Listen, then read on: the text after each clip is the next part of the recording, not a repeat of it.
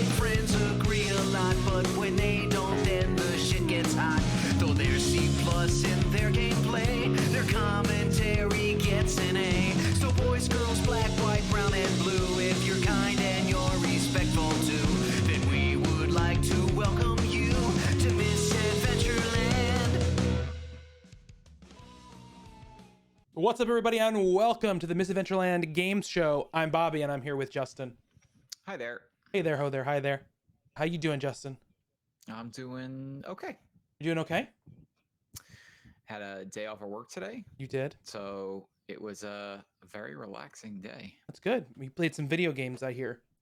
I played video games from 9:30 this morning until about 10 minutes ago. A little birdie told me, that little birdie was you, that you were playing video games all day. The best use of a day off I can think of. Yes, 100%. You're absolutely correct.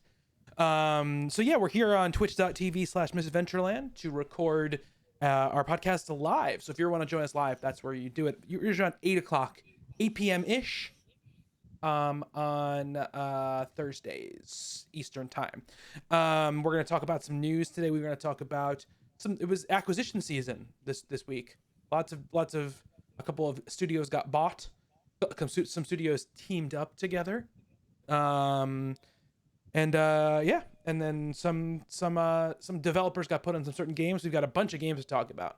I've been playing video games, Justin, like this. You have. I've been trying to keep up with you. Playing all these video games. And then we got a couple questions in our Discord. Justin, I'm gonna ask you to do one thing before we get going. Can you turn down your mic a little bit? Because I've noticed. I'm not even that loud. I know, but I've noticed there's been a little bit of a loudness. I want that says gain. Turn that down a little bit. Hopefully that fixes it. Okay. Yeah. Well, I'm getting some bounce back from your microphone. I think from your headphones into the microphone and back, because I think your microphone's a little hot. But that's okay. It's only really a problem for the podcast on the recording. Doesn't matter. Grun, I know he's not loud for you guys. I'm controlling his volume on my end, what goes out to you guys. So don't question me. I've got my Apple Pencil here. I don't want you to question me, okay? Because I have notes. Where are they? Where is it? Notes of what we're going to talk about. In the Notes app. Let me think. Because there were things I want to talk about. Yes, thank you, Grun. Do not question me, the wise one. Justin, do you want to start talking about the games we've been playing, or you want to start with some news? How do you want to arrange this evening? Let's talk about the stuff we've been playing. Okay. Because that's what I did all day. So it's all about you. I understand. It's always about me. But we're like a decade into this. How do you not know this now? It's true. I don't know what I was thinking. I really don't. So, let's talk about something. Well, let me clear off the things that I've been playing that you haven't been playing, so that we can talk about the games that we've been playing together, and you can do the same. Last night I started Kenna Bridge of Spirits, which is a game for the PlayStation and personal computer, and it is a 3D action platformer. I would say it is very reminiscent. People have said this a lot, and it is very reminiscent of games that they don't really make anymore too much, like these kind of very kind of almost all ages character platformers that were very popular, let's say in the PS2 era of video games, right? And this one stands out because it has exceptional animation. This team, Ember Lab, this is their first game. I think they come from an animation background, and you can definitely tell. And the cutscenes are cutscenes, which in another throwback are pre-rendered cutscenes. They're not in-engine cutscenes. So, there's something like hard division between when you're playing the game and when you're in a cutscene. It isn't like okay, and now the camera pulls back and you're walking again. It's very much like, we're going to cut into your cutscene and then we're going to cut out of the cutscene. But they're beautiful, right? They're well shot. The lighting is amazing. The animation, just top to bottom, looks great. The gameplay itself is very, very straightforward. You are this character Kenna, she's a spirit guide.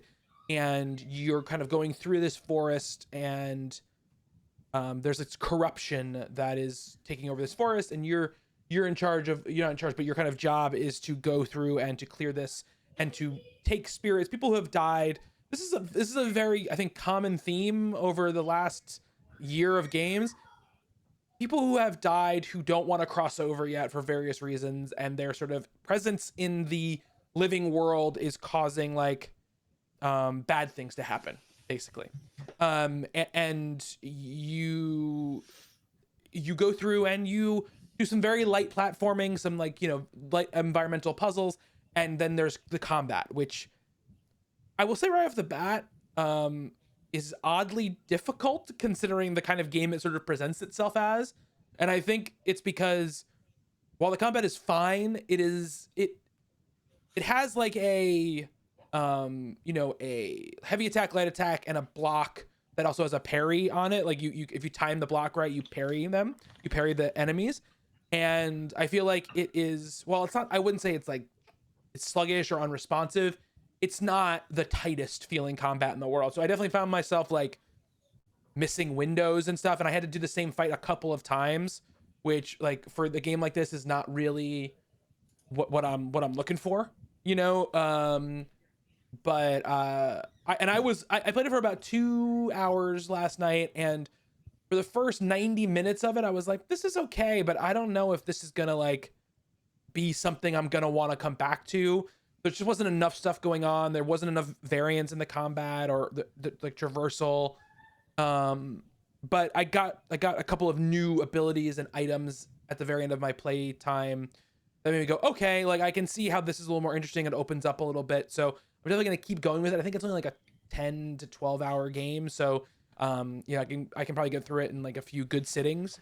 And so I don't think it's right now. I don't think it's going to be something that is particularly memorable or something that is feeling like it's going to be like a top 5 type of game to me. But I would say it's beautiful, and it seems to have something there that's fun to play. I definitely want to play it.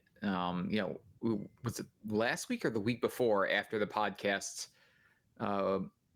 We were on around midnight, and we were like, oh, let's just hang out in a call until these Kenna reviews come out, because we had both thought the game was going to be not reviewing very well since they held reviews till release time. Yeah. And then we were both pleasantly surprised when it was reviewing pretty okay. Yeah. So it wasn't after a podcast. It was after a secret thing that we can't talk about yet. Oh, that's right. We can't talk about the secret thing. But we waited up to see those scores, and then I was like, all right, yeah, like this is something I'll definitely pick up, just not right now. There's way too many other games that we have to get through first. Right. But I definitely want to take a look at it before the end of the year. Yeah, and I've been sort of like, I didn't buy it until I had finished 2 other games that I had started and were on this list of things. So one of those games is I finished Ratchet and Clank: A Rift Apart, and honestly, okay, like let me finish talking about Kenna first, and that I feel like Kenna, you can definitely tell it's the first game from a studio, right? Because it is very limited in scope, and also there are just these things, there are these things that happen where you'll be walking around an environment and you'll be like, oh, I jumped on this mossy tree trunk, before this next mossy tree trunk. I should be able to jump on it and walk up on it. And you'll try to jump on it, and you'll sort of like hang in the air for a moment, and then sort of just like it'll feel like the environment's pushing you off of it, because it's like, no, this isn't a mossy tree trunk you can jump on, even though it looks like the one you could jump on. So there is some weird like I don't feel like they're great yet, and from a gameplay perspective of telegraphing to the player, if you have this straightforward experience and you can't explore everywhere, where you can walk and where you can't, right? You can tell a good game developer where it's like, okay, if this game is like very pathed but looks like it's big and open, like you're walking through the woods a lot, right? So you might go, oh, I can walk into this, like I can walk off this path here, it looks open. This game has a lot of those instances where, oh, this looks open, you'll walk over there and it'll just be like an invisible wall that you'll hit that you can't walk through. Whereas, I think more experienced game developers, they're able to sort of signify a lot better, whether it's the way the camera is positioned, or the way the foliage looks, or signifying exactly where you can look, where you can walk by certain identifiers. This doesn't do a great job of doing that. D Mookie, thank you so much for the Prime sub, my friend. 13 months. Thank you so much. So yeah, I think you can definitely see in those places where the game is not. It feels like a very good first effort. I will say, but I like to see once they kind of get their chops up, like what they can do from a gameplay perspective. That polish that it lacks from that game is definitely on Ratchet and Clank, right? Ratchet and Clank is polished to all hell. Like there is like nothing unpolished about it. When you're saying like you'd like to see what Ember Lab, like a studio like that, could do, the 95th percentile of that is Ratchet and Clank. Yes, yeah.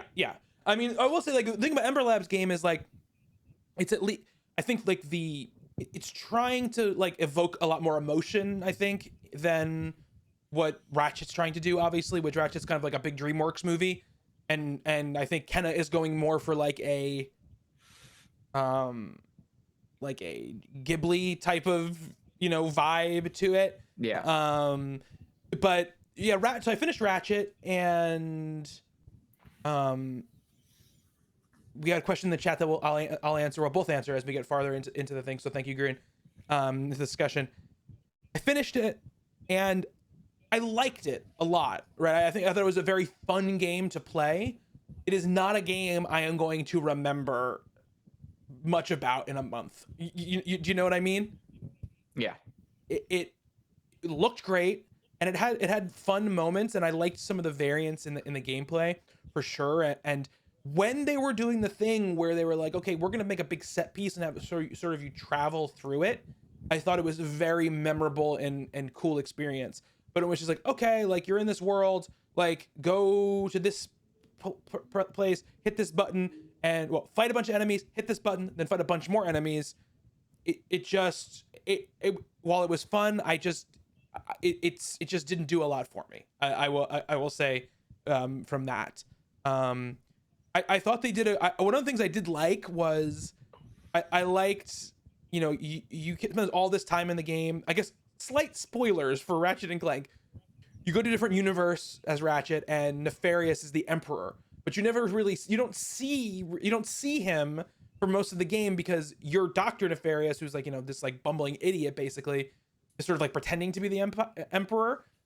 And I did like the disparity when you actually meet the Emperor, the actual Emperor, how much more capable he is than the Nefarious from your universe. I thought that was because that wasn't what I was expecting. I thought this other Nefarious would just also be sort of like adult, and he wasn't, right? He was actually very smart.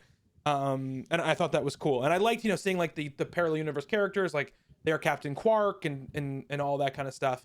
And I think like Rivets is a very fun new character. Dr. Nefarious is basically Skeletor, and that's absolutely true. He is basically like Skeletor. And I did like the weapon. Speaking of Grun Zero in our chat asked, what was your favorite weapon from Rift Apart? Like all the Insomniac games in this vein, that when they do games like this, they had a ton of cool weapons, and I ended up liking quite a few of them.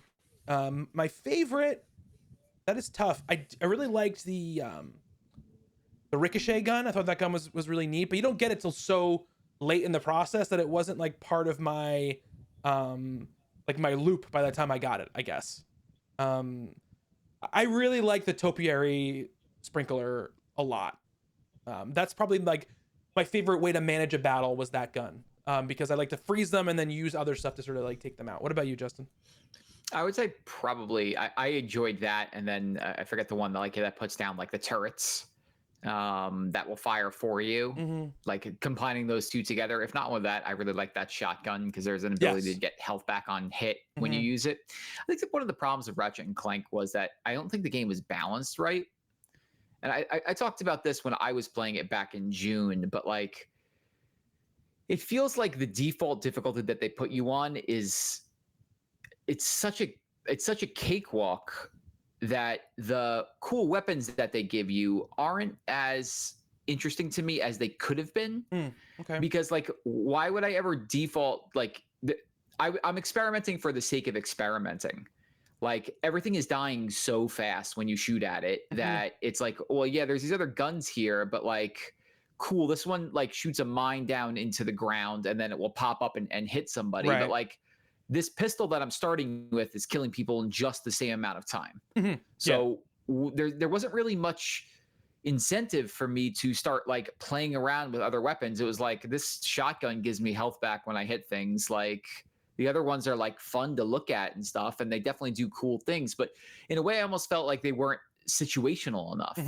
Yeah. Where I really needed to think like, oh wow, there's like 6 of these guys on screen, and they have shields, and I need to use these specific weapons against them. There wasn't anything like that, and I feel like the balance between that game being accessible and providing some sort of challenge for the player is way out of whack. I mean, yeah, I would say yeah, it is not a difficult game at all, but I also, for me, the combat itself wasn't, even though there's a ton of guns, it wasn't something that I felt was particularly engaging enough for me to want it to me a lot of difficulty. You know what I mean? Like I was just kind of, with a game like Ratchet and Clank, I'm kind of there for like the ride that it's bringing you on, not necessarily for like the moment to moment combat of it. Which for me, I didn't really want it to be any harder. I wish there was more dynamics in the in the arenas and in the fights than there was. I wish it wasn't just, oh, I walk into an area and these enemies just sort of like pop in, and now I just have to shoot all my guns until the ones I want to use are out of bullets, and I can move on to the next. I have to move on to the keep going down the line until like, you know, until I finish them off. And so I think that for me was the part I didn't love. Like I if they were the same arenas but just harder, I don't think it would have been better for me. I just wish there was like more going on, I guess, in every fight. But I mean, I say that, but it's also one of those things where where it's not a game, it's a game meant to be played by a wide age group of people, you know? So I don't want to say they should have made this game like more, you know, obtuse or more difficult, because I think that goes against the point of what the game is supposed to do. But I think just for me personally, my time with it didn't feel particularly memorable. Why are they saying Happy Friday to Megs in the chat? I'll guess it's Thursday. Megs in the future. Yes, I know. I honestly, Justin, I was like, what did you say? It's Tuesday. That's in my brain. That is what happened. I just want everyone to know that's what happened to me. I thought it was Tuesday in my head. Oh, good. I've got some sort of candy that my son put on my shirt up here, and I just realized it, and now my hand's all sticky. Fantastic. Now my hand's all sticky. So yeah, I started playing Kenna. I finished Ratchet. Justin, have you been playing anything that we haven't also been like co-playing? Halo. Oh yeah, let's talk about Halo. I think that'll be a good thing to talk about. You hated it, right? I despised it so much so that it's the only thing I've been thinking about for a week. So yeah, the Halo had one of their test flights last weekend, and by the time that you listen to this podcast, they'll have an open flight for everybody this coming weekend on Xbox. And on PC, but they haven't come out with the details on how you're going to be able to download that on Steam. They said they're trying to make it happen for PC, but I don't think they officially said. Yeah, I thought that people were playing. Oh, maybe because it's like open wide on Steam is what they were saying. Okay. Yeah. Well, regardless, there'll be an open beta on Xbox, or an open flight as they call it. Yeah. I like this new thing of coming up with different words for tests. Well, Microsoft has been doing this for a long time. Like for all of their apps and stuff. Like I was on like the Game Pass app on iPhone before it was officially out, and they called those test flights. So that's like their name for their betas or whatever. So everybody who's been listening since the dawn of this friendship has known that I have been a Halo fan, and I grew up on Halo multiplayer, but haven't really been that into it in the last couple of releases. Like the last one I really, really sunk my teeth into was probably Reach. And then, I enjoyed 4, but I was basically playing by myself. And I thought 5 had some interesting ideas, but I was basically playing by myself. So I've been jazzed about what I'm seeing and hearing about Infinite. And so I was able to jump in and get into the flight, and oh man, we haven't really spoken about this in like any detail. No, Bobby because I didn't get to play it, so I didn't want to hear about it. So after my first match, I was like, oh shoot, this might be really, really good. And I played probably throughout the weekend, maybe like 15 to 20 matches. Cause of course they can't just leave the damn thing up over the course of the weekend. It's like, you're basically jumping in, they give you the Pacific time that it's launching, and it's up for like 3 hours at a time. So you got to be available. Right. And so I tried to make myself available. I could only pull like 20 matches or something like that, if I even got that many. But I was right. It feels absolutely fucking fantastic. And it's like, this is going to be a hard thing to say or explain. But if you grew up playing Halo the way I have, the feeling of that game is unique. Like, if you played Halo 2 or 3, like that game does not play like a modern shooter at all. No. You play Call of Duty now, you're like, we're not even playing the same genre of game. No. And in years past, Halo has tried to become more relevant. And what that's done is it's really split the fan base. Like, yes, you should be able to sprint whenever you want to, as opposed to there should be no sprint button at all. Right. Yeah. So what's interesting about Infinite is it feels like it's splitting the difference. It feels like it's still Halo, but yet modern. And modern in a way where Megs wants a double jump, and I'm still saying no. There should not be a double jump in these games. That's sacrilege. It's blasphemy. But there's clambering, which is nice to be able to like pull yourself up on a platform. And it just feels good. Like really good. The thing I always liked about Halo is its time to kill was always high. And some people hate that, right? I call those people insanely unskilled. And the reason I say that is because in Call of Duty, it's basically like, if you see me before I see you, you're gonna die. If the person that sees the other person first really has any idea what's going on with the game, you've got the upper hand, and 70 to 80% of times you're gonna win that battle. In Halo, it doesn't really matter who sees each other first. It's really about how well you can aim and what your strafing is like. Like the time to kill is high enough where you could take some damage, but you can come back and win that fight. And I've always liked that. I've always liked the way the Halos felt. Like I love the feeling of dumping an assault rifle onto somebody and then walking forward and punching them in the face, and then they die. Like it's just a good feeling. Now take that and combine it with modern sensibilities, the ability to clamber, the ability to sprint, I think an updated like view of like weapon types. Like all the weapons that I picked up felt fantastic. There was like they've got it where it seems like you default with just the assault rifle. At least I did in all the matches I played. It could be different. I haven't figured that out yet, but at least every match I started with, and it appeared like everybody I was playing with was starting with an assault rifle.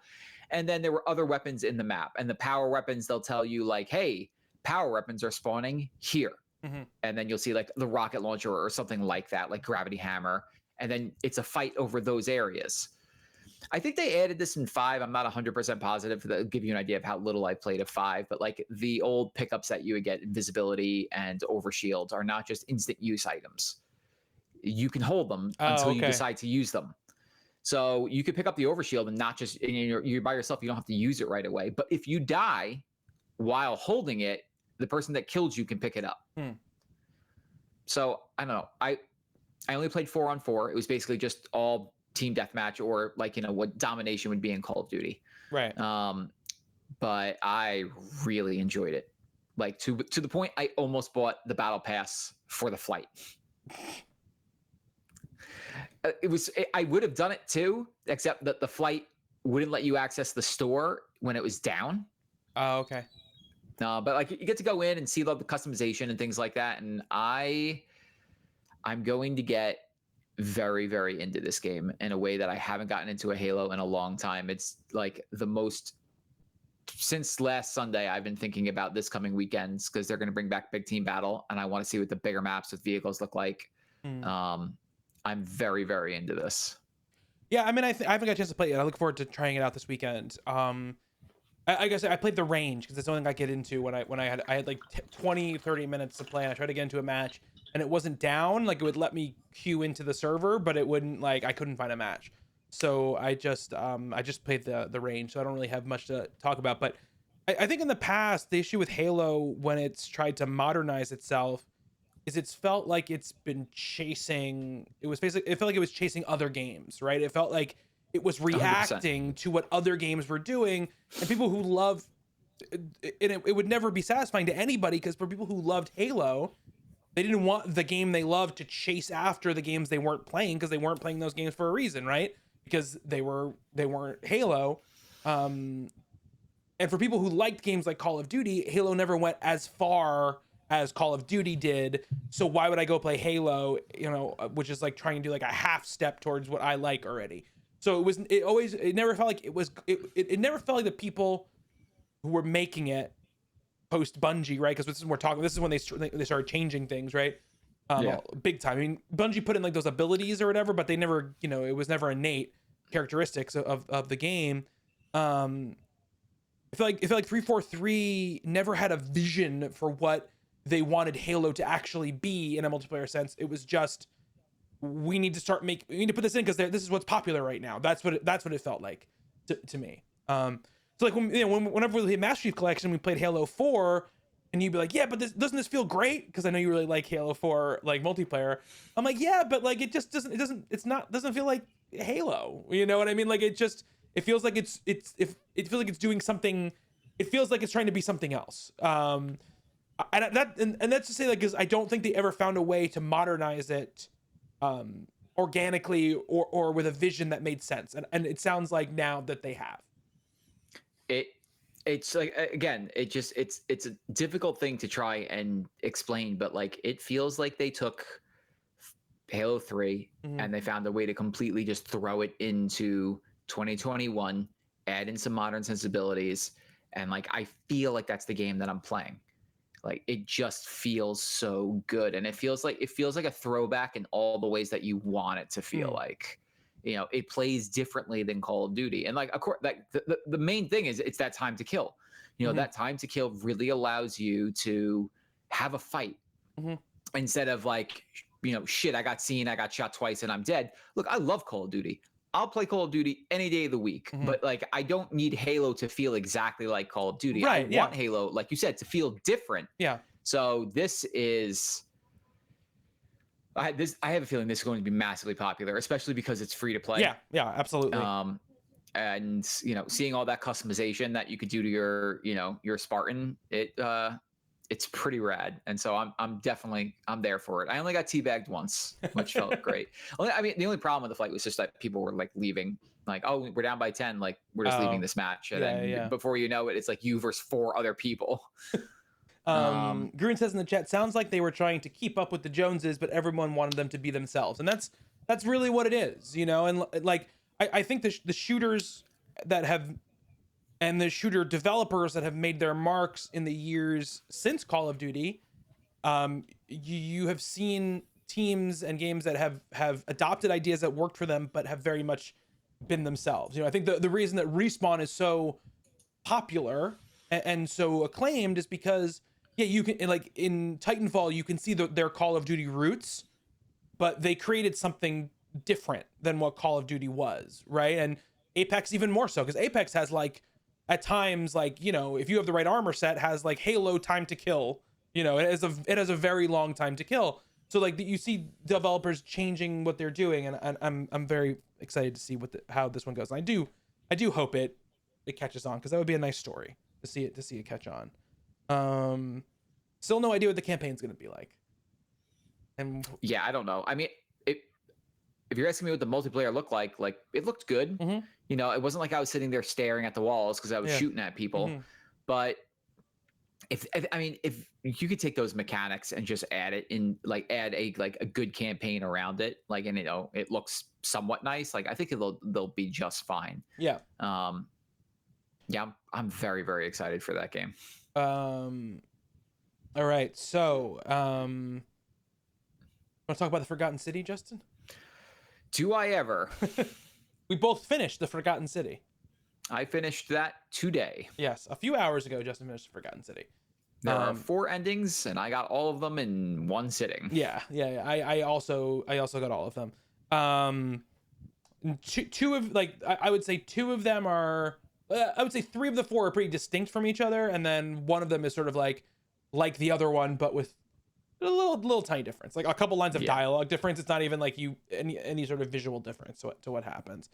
So I think Justin talked about this game, a few weeks ago when he began it, but Forgotten City is a time loop game. It originally was a very, very popular Skyrim mod that this team took and made into its own game in Unreal Engine. And it's a time loop game where you wake up next to a river and there is a woman who says, hey, this guy just went into these ruins. He hasn't come out. Can you please go find him and bring him back? 'Cause I'm worried about him. You go, okay, sure. You go into these ruins and you get sucked into a portal that puts you back in time into the days of ancient Rome. And you're in this city that lives under this sort of thrall of this thing of the golden rule, which, is basically if one person sins, then everyone has to pay for it. And in this case, everyone having to pay for it means that everyone gets turned to gold and dies, basically, if any one person in the town commits a sin. And you show up and are able to basically loop the day. So you when the sin happens, you run back to this portal and the day starts over again, and you're able to sort of go through, and your goal is to find out who sins, right? Who does the thing that causes the town to destroy itself, essentially. It's a mystery game. It's a time loop game. And it's extremely, there's some very light combat. It's extremely dialogue based. It's a lot of just like, hey, I'm going to go talk to you and ask you these like 6 questions, get your answers, and use sort of the clues you're getting in the answers to guide your way around to try to figure out different things you can do, different characters you can talk to, stuff like that. Justin, what was your, like, I know you're done with it. Whoa. Okay. That was nuts. That's people who are just listening. We had a video thing that happened that was something, huh? I have no idea what just happened there. That was great. That was something. That was something. Your question again, because I was completely distracted by my face entering the Matrix. Yeah. How did you feel about the game overall now that you finished it? Because you talked about your initial impressions, a couple weeks ago. Now that you finished it, how did you feel overall? I loved it. I think it's one of the best games of the year. I think it's very high on my top 10 list as of right now. I'm extremely impressed by what this very small team of 3 people put together. Yeah. I think the writing in this is really good. The mystery itself was enough to propel me past my worst instincts of figuring out puzzle games. And there were a bunch of moments, like, you think the game is one thing and it ends up being another. And every time I felt like I was going to be losing a little bit of steam with the game, like, I'm enjoying this, but like, maybe it's not for me completely. And, it'll be a fun thing to have played and not like where I thought, maybe it could have ended up on our top 10 list or whatever. And then something would happen and I'd be like, oh shit, this is wild. And I experienced a bunch of those before Bobby did.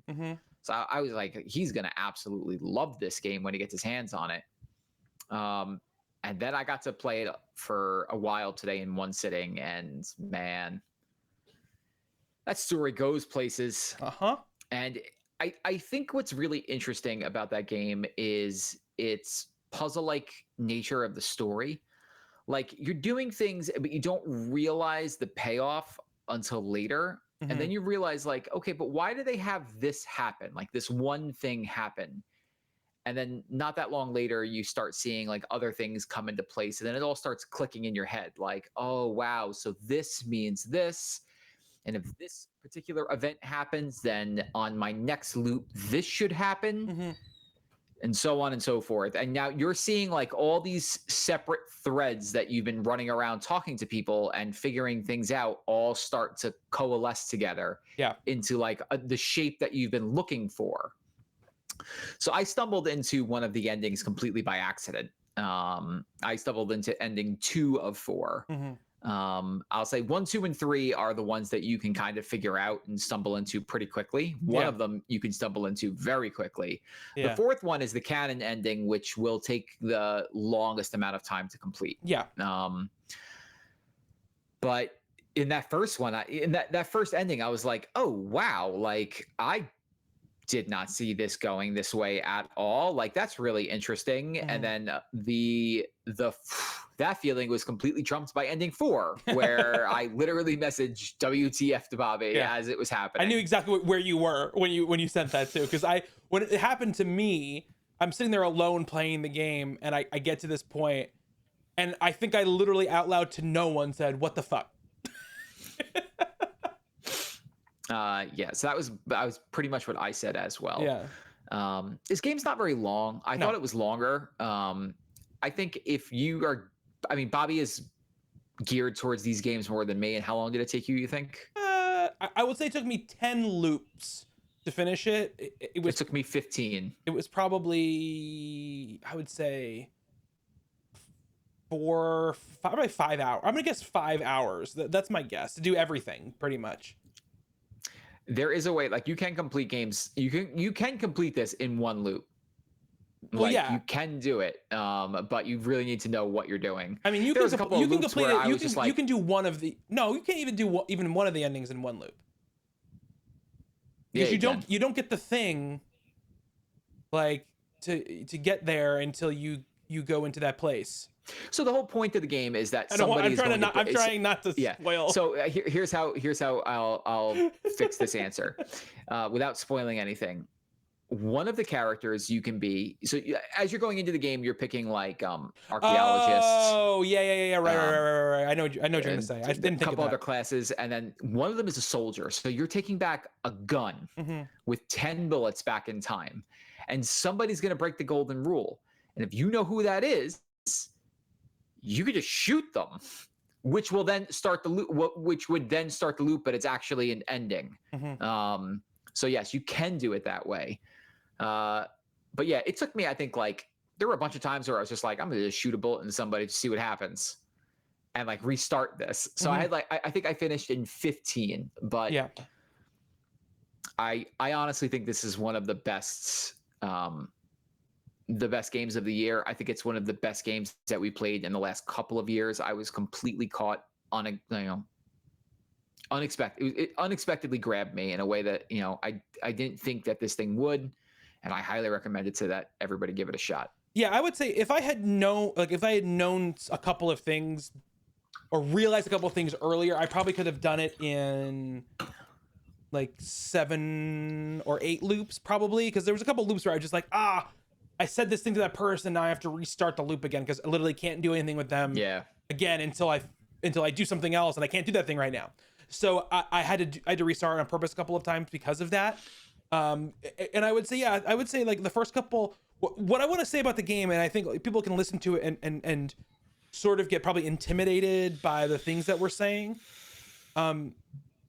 It was a lot less of a puzzle game than I think I was expecting it to be. It was a lot less of a big, heavy mental lift than I was expecting. The game does give you you have a bunch of quests you can do, and I would say for like what do you say, half of those quests or maybe a little more, it will literally give you like an objective marker if you track the quest. Some of them it won't. Some of them it'll be like, figure this out, and you just have to figure it out. And the hardest thing that you're gonna have to do is just remember people's names. Yeah, There's yeah. like 20 people that you kind of have to keep track of, but like after your fourth or fifth loop, you start remembering who the main players are. And then if you know who the main players are, it's process of elimination from then until you could figure out like, okay, who's this person they want me to go see? Yeah, and it does this nice thing where Justin also mentioned this. It happened again. Justin always he mentioned this thing back when we were first talking about it, where there's this guy who's kind of standing right outside the portal that you come back in, and he doesn't remember ever seeing you before, but you can say to him like, "Hey," because there are a couple of things that you can do that take a good amount of time to do them, right? But you can tell this guy, "Hey, like go do this and this and this and this and this and this and this and this and this and this," and it will like set up the world state for you for where you need it to be to go to the next step, which is really nice. It also very one of the things the game does very well, and I think is cool about the game, is that something like that, which could just be like a gameplay, an ease of use thing, is also like a gameplay like is important to the story and to like the progression of your narrative overall, which was cool, I thought. Yeah, it's 100%. The only thing I didn't like about that was, you would send this character off to go do the things that you've already done. Mhm. Like, save me time. Listen, Yeah. buddy, go save me time. Near the end game, Yeah, I know exactly what you're talking about. it's like, well, shit, I gotta wait for him to be done. Yeah. There was So, definitely sorry, go ahead. I was gonna say, like, there are moments where I was like, I'm gonna go get a drink and I'm just gonna wait right here. And I come back and I'm like, nope, he's still doing them. There's also a part where like one of the main story threads is that there's an election that's going to be held. Yeah. To choose the next magistrate. And eventually the time comes for the election to be held, and it's like, okay, everybody, let's go. So you think that like the next part would be, let's cut scene or jump ahead to us all sitting in the theater where we're going to choose the next leader. But it's literally like, nope, I ran there and then I had to wait for about 2 to 3 minutes for all the NPCs to come filing in so we could get this election underway. And it's got like a there's a couple of part where, thing to it in that way, where you're waiting for certain things to happen, and they'll literally tell you like at certain points, like, you're gonna have to wait for Galarius to be done with his tasks before you can continue. Yeah, because he seems busy. Well, he seems busy right now. Maybe come back. And like other people like you want to talk to, they're affected by his loot that he's now doing for you, and so you're like, well, okay, I'm just gonna go get something to eat and come back up to my PC in about 5 minutes, and it should be done. Yeah, the world is very clockwork, right? So much like I mentioned Hitman, it has that vibe of like, okay, like all the things that are happening are actually happening, right? So when you just tell him like, go do these things, he literally goes and does them. Like he doesn't like, it doesn't just happen like parameters being knocked off a list. He runs and goes and talks to this person or that person, and things happen. And I actually like missed the ability to do a couple of things in a loop, and I was confused because he has to talk to a character and give a character something, and then you can talk to the character, and the character will actually talk. It's like a very cranky character who then will talk to you and help you, or will answer your question and say, no, I'll do this now. And I accidentally talked to him before Galarius is the guy's name had spoken to him. So I was like, what the fuck? What do I need to do to change this guy's mind or whatever? And then I just realized I had spoken to him too early. There's also a moment where I will say this doesn't really happen until you're kind of like in the very, very back part of the game, because most of your other tasks have been like checked off the list. Most of the time you can just go do this stuff and run off and do something else that you wanted to do, and it works really, really well. But there was literally the last mission I had to do. There was 3 objectives I had to do. They were all of them would complete when a certain thing happened. So I had to let all of the things play out before I could do anything. And I literally just stood there staring at this character's face, like just waiting until I heard the voice, the last little bit of dialogue that I needed, like to go off. But I would say if people are looking, like if people, Justin and I, obviously we talked about the Return of the Obra Dinn a lot and how much we love it. And I think, you might get some of the vibes that we talked about from this, and maybe you tried that game, or like this game is too much or something. It's too difficult, or it's too much of a heavy lift.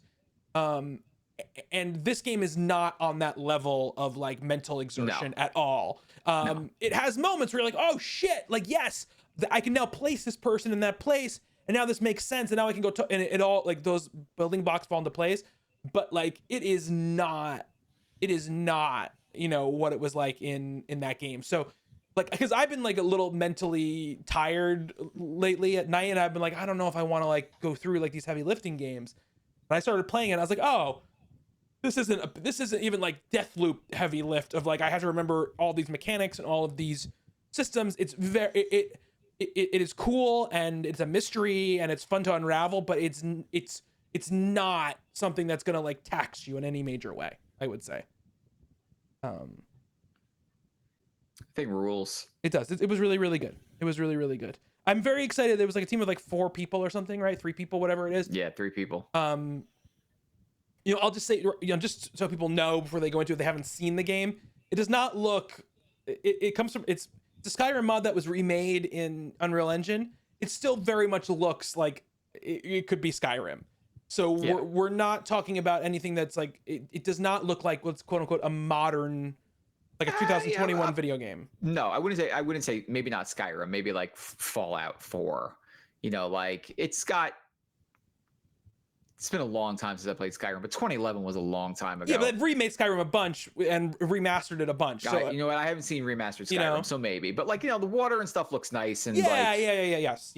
The game definitely has a look to it. Yeah. But yeah, don't go in expecting like modern looks, modern video game, especially in the 4K visuals, in the faces, the character animation and faces, they're very like old school looking. So just know that. There's that one guy, that one Greek dude who runs the shop, who's like bald and pale and wearing like a white shirt, a white tank top, and I was like, there's like no detail in this in this figure at all. But it's cool, and it's well written, and the characters are neat, and I think it's on sale right now for $20 on Steam. It's also available on Xbox and PlayStation, so you can pretty much get it anywhere. So it's definitely worth a play for sure. I will say, if you want a game that looks really well, let's talk about It Takes Two. Let's talk about It Takes Two. Fuck the Oscars, Justin. Fuck the Oscars completely. Joseph Fares. Joseph Fares presents the Oscars inside It Takes Two. Because would it surprise you at this point? No. If there was definitely an award show, and then like if we saw like an award show diorama or something, and then like one of the characters was like, oh, screw the Oscars or whatever. I would not be surprised. Yeah, so I think we mentioned it last week that we had, started playing It Takes Two. We were both playing with other people, and Cody has run off into the distance to play Final Fantasy, and this game was way too complicated for Angela. And my feeling on that last statement that I made has only grown in the last week of playing it. Like, the way they marketed this game was kind of like, hey, look at this, like it takes 2 of you to like jump and play this game, and like it's a feel like not I want to say feel good story, because definitely not. No. I don't think they advertise it that way, but it's a like a happy fun time, like playing it, like like this looks like a lot of fun, play this with your significant other. If your significant other has not played a bunch of video games in their life, they're going to be completely lost. Yes. The mechanics of this game have gotten wild. So we are pretty close to the end. Yeah. And I will say, I don't think I've played a game with better level design and narration maybe ever. What started out as you are now a doll and a clay person, like these 2 parents have been transported into these. Did we talk about the story at all last week? I don't remember if we talked about the story or not. Just very quickly. I think we talked about it a little bit, but yeah. Little girl realizes her parents are getting divorced. She unknowingly, accidentally sends her parents into this clay doll and little wooden figure that they made. And they are stuck like this, and they are constantly being attacked metaphorically by this book of love, which might be the worst character in the history of video games. Yes, it's a terrible and character. you start out like, okay, we're in the garage. We're in our garage.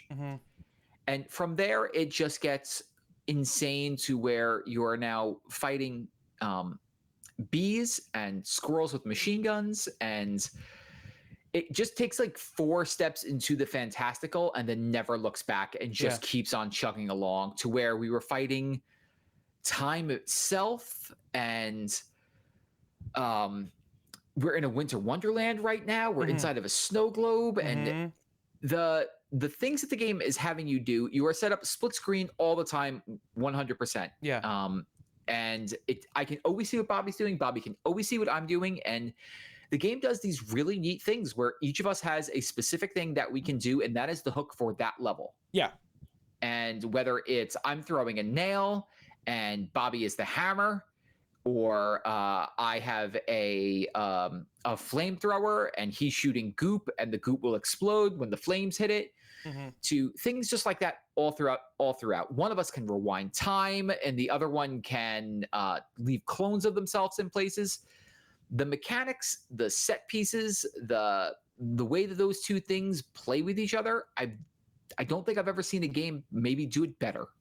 Yeah. Where every night we're playing, one of us is always like, this is wild, or this is really cool, or like, I can't believe they thought of this. Yeah. And the mechanics are one thing, but you're walking through these set pieces that are like Uncharted-esque. Like the game looks really nice. Yeah, the game looks like great. There's one point where you're at one point where you are in a bedroom and there are those like balls you would see in a ball pit, and it's basically water. They're using it to like, signify water, but you still have the sunlight that's coming through the windows of the bedroom that is reflecting off of these balls. I said twice, man. Those are some really nice looking balls. Yes, you said it a lot. That it's the story is insane. Yeah. Like just flat out bonkers. This small child that you're trying to, make cry so you can become adults again is it's affecting. Like you're like, man, I'm really upset at seeing this small person, this small little child be upset all the time. Yeah.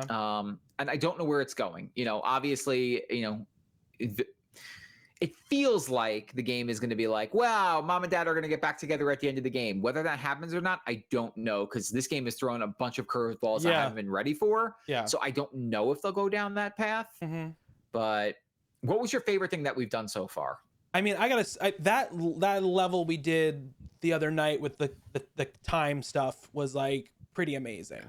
Especially that final like boss battle or whatever. And that's that part where I was rewinding time as you're having to platform. Yeah. I thought was really, really cool. I don't think that was my favorite level so far. I think that mechanic was really like mechanics are really cool in there. I think the bedroom level so far has been my favorite. When we were on like the train or whatever with the balls and that like that train that we were like I forget what they call those ones where like we each have to lift aside or like kind of like seesawing our way through this train track and just the graphics and like the set pieces that you're rolling through are just fantastic, man. Like it's like one of those games where I'm playing it and I'm like, I'm enjoying playing this. And then you have to like sit back and be like, yeah, I'm enjoying playing this, but I'm really blown away by like everything that's happening here. It's not like the mechanics that they're doing are like that. Like, oh man, they're really doing something new here. It's like all things that you've seen before, but the way that they present them and the way that you have to use those mechanics in the spaces that they're giving it to you is sometimes just flat out absurd. Yeah. But still great. Like we're flying an airplane. That's like, okay, everyone's done that. Everyone's had to fly an airplane. Like, I'm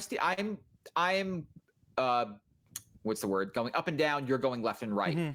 But what's the airplane made out of, and what kind of space are we flying this thing through? Where you like that's the stuff that's blowing you away, and it's like sometimes it's like the reverse of that, where it's just like, okay, like we're in this like space, like it's a garage, big deal, like there's something special about that, but it's like, oh, okay, like we really have to time when we're shooting these nails, and like I'm using the hammer at the same time to accomplish this task. Yeah, like it's really clever. Yeah. And I would say like one of the most impressive things about the mechanics and stuff is that it in a very Nintendo-like fashion, a very like Mario game-like fashion, is giving you a mechanic for one level that seems very well thought out, and then just throwing it in the garbage and going on to a completely new one for the next one in an equally thought out manner. And to have that many different types of mechanics and setups and worlds, because it's not like you're, other than the two dolls and the book, it's not like you're even seeing the same type of assets from world to world, right? It's completely different, and that's incredibly impressive. You know, that they're doing something like that, and you know, Hazelight, which it wasn't called Hazelight when they did Brothers or whatever. I don't remember what it was called at that point, but like Joseph Ferris and his team, and however much it's changed since from Brothers, have seemed to been like obsessed about this kind of type of game, right? This idea of two characters on the screen at the same time working together to do something, you know, to do something together. And like, you know, in Brothers, it was you were controlling both characters with two different sticks.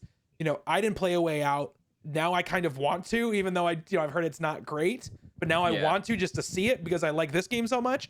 And then this game, where they seem to have really nailed it, right? In a both like commercially and critically, it seems to be a well-loved game, right? And I think like it's fascinating to see a studio so hyper focused on one type of experience refine that experience as they've gone along, right? And to deliver something like this, which I think I mentioned it last week as well, but like the thing I'm most impressed about is that it feels good to play it. You know, in my mind, I would expect the game, oh, look, they're doing all this crazy stuff, all these crazy mechanics, but oh, it feels floaty, or like, you know, these mechanics are kind of shoddy. Like you hear us say it 1,000 times, right? Like, man, the story's great, but you know, the combat thing is whatever. It's fine. You know what I mean? And that's not the case in this game. The mechanics are basically flawless, and that level of polish is not something you see, like, especially from a game of I don't know how to identify how much this game cost or what the money situation was, because I know that they partner with EA, but EA doesn't own, you know, Hazelight, so I don't know if like they go and make this game their own and EA pays for all of like the marketing and distribution, or if EA is putting money into the game as well in the development process. But it feels like a lot of money and time was spent on this game. And it shows. Yeah, it definitely shows. Yeah. Like you were mentioning, I mean, we've been talking about mechanics and stuff, but even animations, like you said, it feels good to play. Yeah. They have two characters. They very easily could have just modeled the characters, even though they look different. Mm-hmm. They could have had like kind of like very similar animations for them. They do not. No. You know, like the way that they run, they jump, they walk around. They're both unique, and like I'm playing the May, the woman character, and like she does this like kind of like acrobatic front flip, back flip that is just fun to look at. When we're standing still, I do it all the time because it's just so nicely animated. Its game is something. Yeah, man. Like I don't know if you could play this. Like I've said this before, you know, I don't know if you could grab your significant other and be like, let's play this together, because it does get kind of like mechanically intense, but it's one of those games that I almost wish it wasn't at some points, because it's like, it's really freaking cool. Yeah. Some of the things that you see and you were doing are really cool. And sometimes they completely change the game that you're playing. Yeah. You know, sometimes it goes into an, you know, isometric dungeon crawler. Yeah. Or it turns into a fighting game. Yeah. Like, and besides that, there are all these little mini games that are like scattered throughout the levels where it's like Bobby and I are now, instead of doing cooperative, we're versing each other. Yeah. Literally just for shits and giggles. Like, all right, who's going to win this one? Mostly Justin.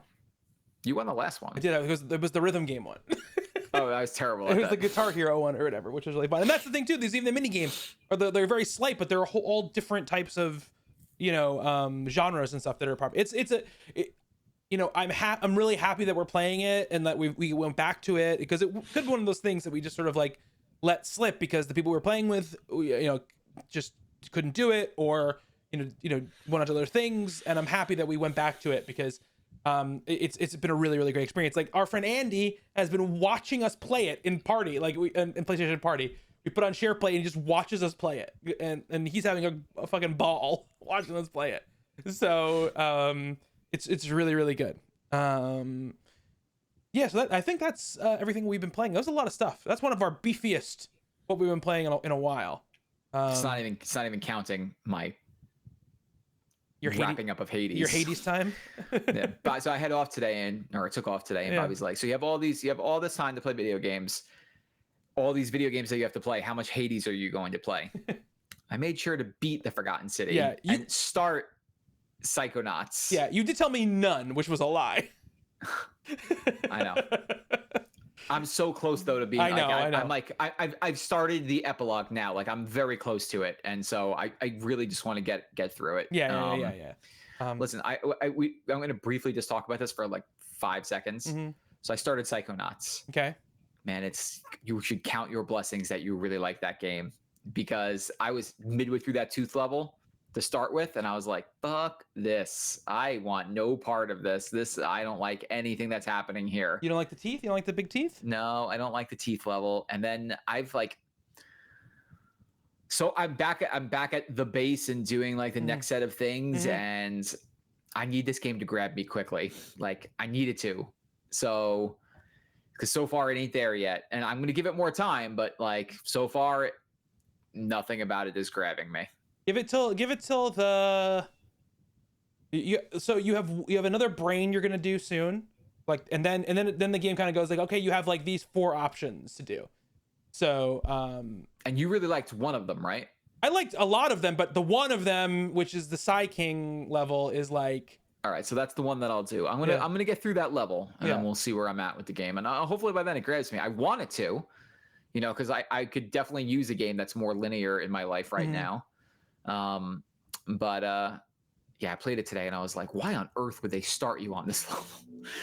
I don't need to see all these freaking blue veins everywhere. It's like, ugh. I didn't know you had such a version, Justin. Yeah, I don't know. I also quickly started. I started Sable as well. But there is some what I like it so far, but there's like I've read on the Xbox right now there's some performance problems, like some glitches and stuff like that, and I definitely have had some stuttering and some freezing, so I might just sort of like put it down and come back to it once they've patched it, because I feel like it just needs like a couple of like sort of like smoothing out patches to sort of fix it up. But it's beautiful. It's gorgeous. The game looks so good. All right, so let's talk about some news really quick. So Night School Studios, the studio that makes that made Oxenfree, and what was that game called that you liked that came out last 2 years?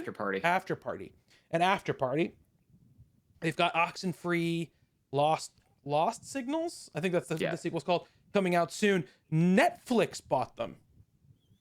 It's a gift for Netflix. Netflix has been talking about ramping up their games offering, and apparently they're already in beta, like kind of doing it. And right now it's only on mobile and they're mobile based games. But the answer for these content companies to get content is to buy companies to make their content for them, so that they don't have to go out and make a lot of deals, right?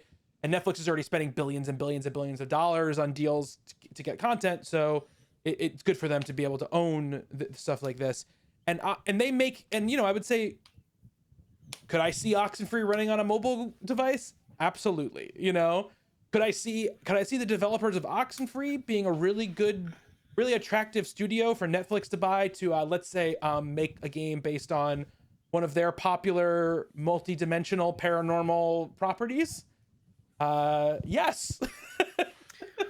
I hope not, though, because I like Night School a lot. Their games have a unique style, both of them, and yeah, I think I'm going to replay Oxenfree before 2 comes out, so I could just like get myself familiarized with the story again. But I really enjoyed the hell out of that game, and I don't want to see them just farming out IP for Netflix. And like, man, if you were to get bought, it's a shame that one of the other ones couldn't have got them. I mean, my guess is that Netflix just offered the most money. Would have been my guess, But it also, they fit in. I think they're gonna like these kind of like lower lift type of games is kind of, you know, what Night School makes. You know, they aren't like these giant 3D like big action AAA platform, you know, games. So like it fits for them. And I don't know if Netflix plan is to be like, let's get a bunch of people to make games based off of our properties. But if I was Netflix, I would say like, okay, like somebody just watched Stranger Things. Let's pop up the Stranger Things video game for them to play now and keep them on our platform. Like that's what I would think would happen. You know what I mean? But we'll see what happens. For that Queen's Gambit game God. to come out. So that happened. One of the worst kept secrets in the world, because Sony themselves leaked it when they bought what the fuck, the company that makes Returnal, Housemarque. They also tweeted out by accident that they had purchased Bluepoint and then took it back and then deleted that tweet. Well, today they made it official. They bought Bluepoint, the studio most famous for remaking Demon Souls and Shadow of the Colossus, most recently for Sony. So it makes sense, right, that this deal would happen. In an interview today, kind of announcing this, they said that their next game is not a remake, that it is a original game. It is a new game. I think they said a new game, I think is what they said. They didn't say new IP. So some people are taking it to think that they are making maybe a sequel to a dormant franchise, or a franchise that hasn't had a game in a while. Maybe a game about a guy who jumps all over, like, you know, old ruins and stuff, possibly. That might be a thing that they might want to bring back that would make them some money. But it could be a new IP, but they didn't say new IP, so that feels like selected language to me. Yeah, it definitely leaves them room to wiggle there. Yeah. You know, maybe that like, what's that spy game? Siphon Filter, or I'm trying to think of other Sony franchises that haven't been around in a while. Killzone, I don't know, but we'll see. Yes, it's very surprising, Grun, that Sony bought Bluepoint. I mean, it's good get for them, you know, like that was, they've been doing this for a while, right? You look at the studios they've been buying. It's definitely been studios that they've been working with and have a good partnership with, you know, Housemarque, the Bluepoint, even going back to the Insomniac purchase. You know, these are studios that they have a very good relationship with, that many people would probably think were already Sony studios to begin with, you know. So they have a long track record of doing this. Like, if they didn't own Sucker Punch until I think like after Infamous 2 or whatever. So that Demon Souls remake has topped like 1.7 million copies. Yeah, very popular, very, very popular. And they proved the last two games, they've proven that because before that they were doing like more of like the remaster type of remakes, right? They were remastering the Uncharted collection, or they were remastering, you know, whatever, these other games, and they were just sort of like, you know, up-resing stuff. They weren't remaking. But with Shadow of the Colossus and Demon Souls, these are full remakes. So I think they've kind of proven themselves to Sony to say, like, we're good at this. We know how to do this. We're good developers. So they bought them. And Sony said they're not done buying studios. So we'll see. You know, they also bought that Nixies, which is like a port studio, essentially. And that VR studio they just bought as well. So I'd imagine you'll see them buying more studios that they've worked with on a regular basis. Not an acquisition, but it was announced last week that the Initiative, who's making Perfect Dark for Microsoft, it's Microsoft's like internal, like sort of quadruple A studio. It's the studio that they created to sort of make the, you know, Sony type story based. It's their Naughty Dog. It's their Naughty Dog. It's what they're hoping. Yes. A lot of talent from other studios they brought in to fill this out. It was announced, last week that they were bringing on Crystal Dynamics to help them in developing of the Initiative. This is a wild thing. It is. There's some of it is very wild, and some of it is just like the way video games are made now. You know, that's also part of it. Like, this is the first one. This is the first time I've seen a studio as big as Crystal Dynamics being brought in. Will this be the last time we see it? I'm thinking probably no. Yeah. But it's still wild to think about that a non Microsoft owned studio For now. is is being brought in to help a first party Microsoft game. Yeah. There's a relationship there between the lead of the initiative. He used to work at Crystal Dynamics. Used to be the lead at Crystal Dynamics before he moved over. So yeah. So like there's a pre-existing relationship there, but it is just like when I saw this tweet and you were not on microphone in a party, and I was like, I'm not even gonna send this. I'm gonna wait for him to come back to Mike so I can talk about this with him. And then he texted it from me when he was with his son. Yeah. So it's crazy. And I mean, so we know that Perfect Dark is going to be a third person shooter. I think it's first person. I think I said we heard it was first person. Because every Perfect Dark game has been a first person game. All right. Yeah. That, you're right. That tracks. Yeah. So Crystal Dynamics is an interesting studio to bring in there because they're known for what? Third person action games. Not that they can't do a first person shooter. Right. Yeah. Of course not. Again, it's just, in some ways it makes sense. Like Microsoft first party studios are all fucking busy. Yeah. They're all doing their own thing right now. And if they have other studios that are helping out with games, you could bet your ass it's Halo right now. Yeah. So, I'd say like in the past Microsoft, like Flight Simulator was a partnership between internal Microsoft team and Team Asobo, right? Who isn't owned by Microsoft. And what was the other thing that I had written down here?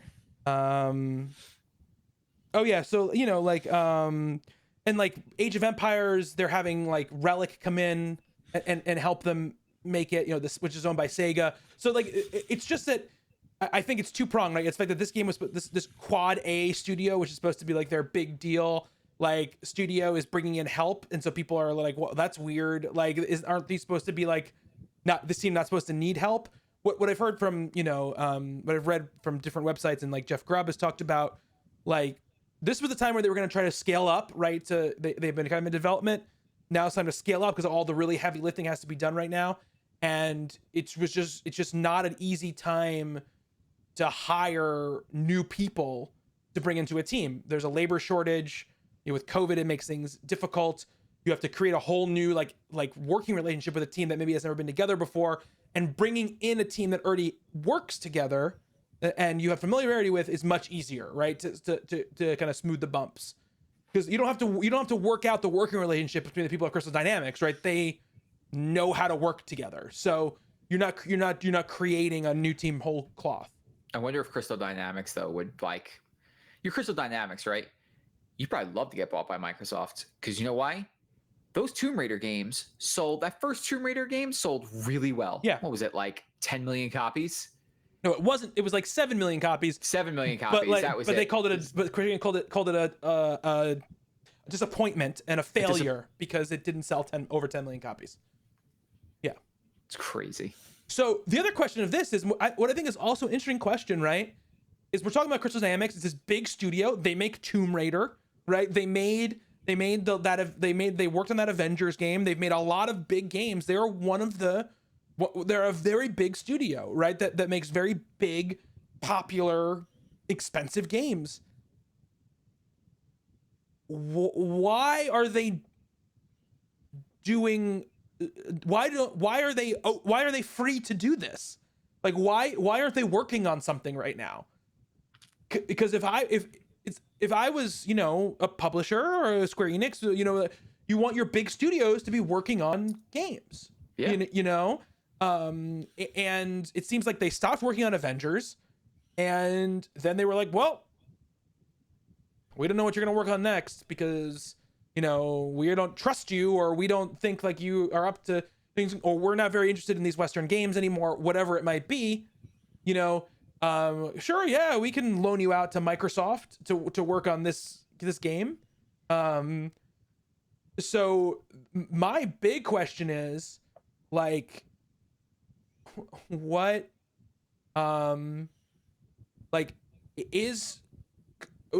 could Square be getting ready to sell off the Eidos part of its, business? Yeah. Which they don't really seem very invested in. Gruen mentions Deus Ex. They didn't work in Deus Ex. Eidos Montreal worked on the Deus Ex games. Who's doing Guardians? Eidos, Montreal, I think. Okay.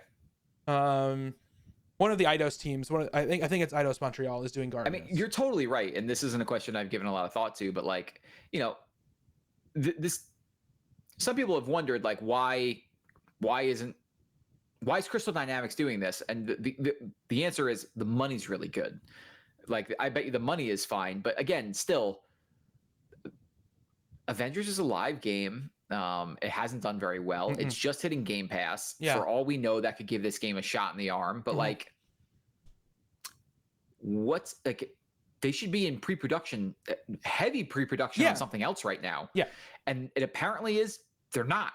Yeah, I mean, I'm sure that there is some team that's supporting Avengers, right? In whatever way it needs to be supported. I mean, that Spider-Man content still has to come out for PlayStation since that was announced. Yeah, we'll see whenever that comes out.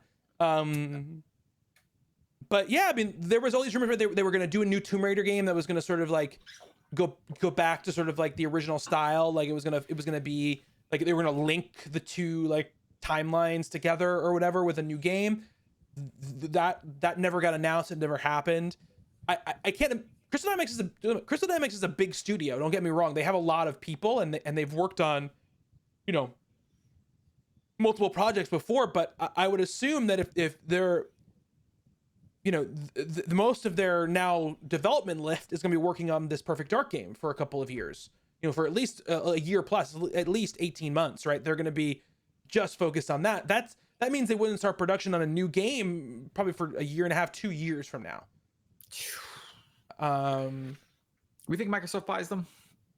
I mean, I think if Square wants to sell them, yeah, because that is definitely something if they're willing to sell Microsoft the studios plus the Eidos IP, you know, which means, you know, they get Tomb Raider, because I don't think they'd buy Crystal Dynamics if they didn't get Tomb Raider, right? Or they didn't get Deus Ex, or they didn't get Thief, or they didn't, you know, that whole like grouping of IPs that they used to have. Tomb Raider's the big one. Tomb Raider's the big one, of course. But, you know, Microsoft also really likes this idea of being like, you know, we're the place where all of these like classic first person games live now, right? Doom is here. Like the Elder Scrolls is here. You know, Halo is here. Wolfenstein is here. You know, if they can say Deus Ex is here, you know, Thief is here, like this history of like all different types of first person games, I think they would love that, right? Yeah, and of course, Tomb Raider would be huge. That would definitely be like a, you know, a bee in their bonnet for sure, like a feather in their cap. Like that's like they would love that. And I think, you know, because Square has so terribly managed the Eidos side of the portfolio for years now, right? The fact that they just let you know, IOI just go, and with Hitman, bye-bye.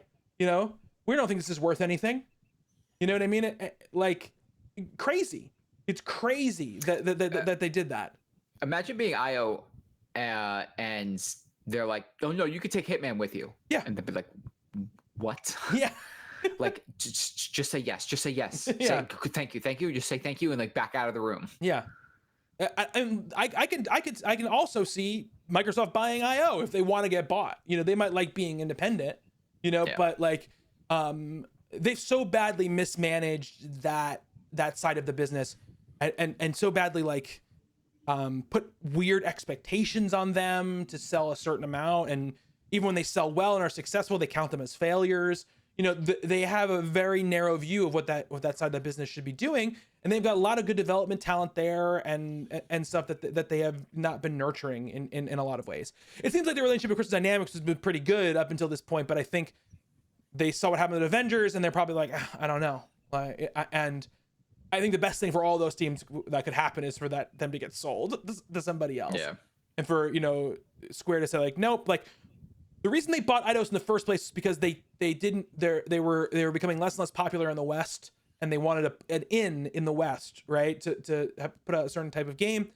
And I feel like at first it helped for that, but now they probably are like, well, like Final Fantasy is doing great over there. These other games are putting out people really like. We don't need this anymore. You know, we don't need this group of people anymore. So let's move on from them, because like that's honestly the biggest thing when I think about it now is like, like I said, why is Crystal Dynamics available to work on another studio's game? You know, so we'll not even be the lead. Like, it'd be one thing if they're like, they're going to coach, like, they're going to say like, this game is a Crystal Dynamics game that Microsoft is publishing. That's happened before, you know, but not this, you know. So that I'm very interested in what's going on over there. Another thing to think of is just that Perfect Dark, not anytime soon. No, I mean, it was internally tracked for 2023. We're thinking probably to 2024 now. That would be my guess. It's fine, because 2023 is going to be insane. That year is going to be crazy with Microsoft games. So we'll see what happens there. Speaking of not an acquisition, but something that might turn to acquisition is Lucid Games, the makers of Destruction All-Stars, has been given the Twisted Metal franchise by Sony. You knew there's a new Twisted Metal game coming. Lucid Games is taking that over, who made that multiplayer game, that car multiplayer game for Sony this year. Look, I love Twisted Metal. I really do.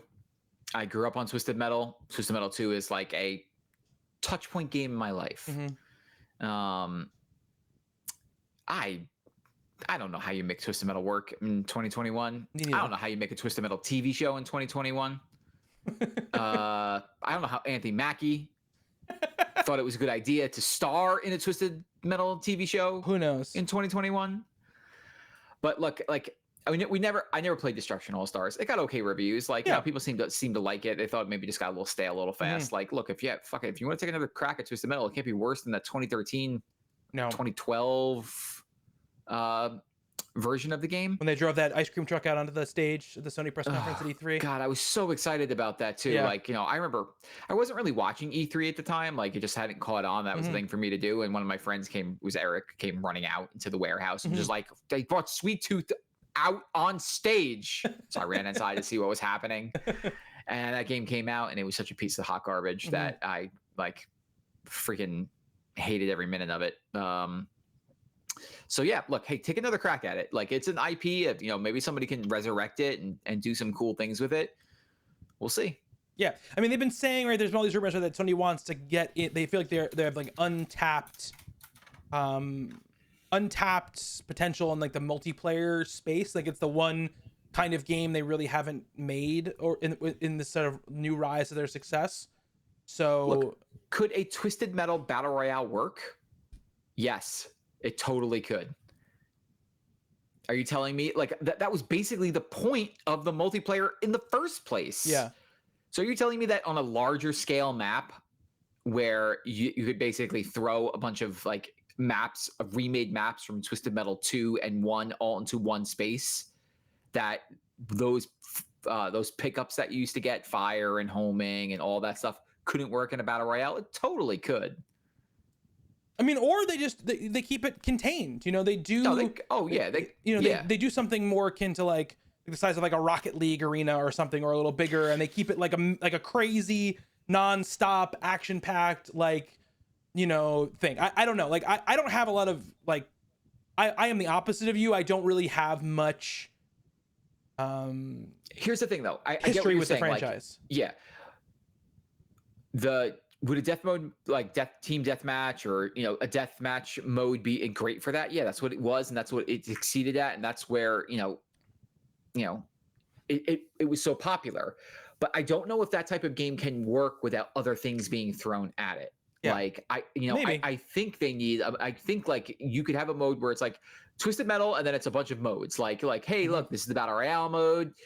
This is a Rocket League type thing. This is the campaign mode where you go through and you play it like you used to, and this is a team deathmatch, a deathmatch, like all modes like that. But it needs to have some sort of hooks into modern day multiplayer for, I think, it to be successful. I wonder if it's free. I wonder if it's free to play. Yeah, it should be. That seems like to me, if it's not gonna have a campaign and it's gonna, that kind of thing, I assume it might be. I would be depressed if it didn't have a campaign. Growing up playing Twisted Metal, I loved grabbing a character that I didn't play and rolling through the stages to beat the game, to see the ending for that car, right? When they would meet Calypso, and whatever wish that they had would go badly. Like, you wanted to see how that worked.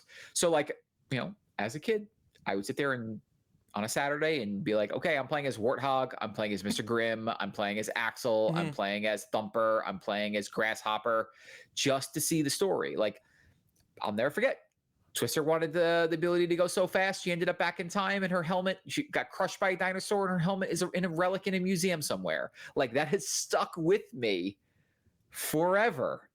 It's a lot more expensive to do stuff like that, though. A lot more expensive to do that nowadays than it was back then. Yeah, but back then they were using just like literal comic book cutscenes, which would still work. Like, I'm not asking for anything like crazy, but give me, a 2-minute storyboard at the end, and it would be like, oh yeah, this is a cool throwback. I think they did stuff like that in that 2013 game. They definitely had like story stuff in that game. It was terrible. I guarantee if you went back and played those games now, you would think the stories were also terrible.